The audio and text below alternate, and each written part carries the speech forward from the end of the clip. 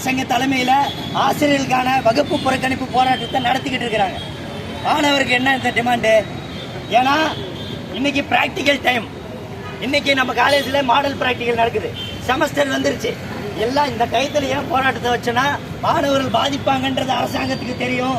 உடனடியாக பேச்சுவார்த்தை கூப்பிட்டு பேசிடுவாங்க அப்படின்றதுக்காக தான். ஆனால் நம்ம முதலமைச்சர் இப்போ வரைக்கும் தொகுதி பங்கீட்டில் தான் இருக்கிறாரே தவிர ஆசிரியர்களோட போராட்டத்துக்கு கண் பக்கம் திரும்பல. அப்போ இந்த போராட்டம் வெறுமனே அமைதி வழியில் போகுதுன்றதுக்காண்டி முதலமைச்சர் கண்டுக்காமல் இருக்கிறாரான்றத கேள்வியை இந்த இடத்துல நம்ம முன்வைக்கிறோம்.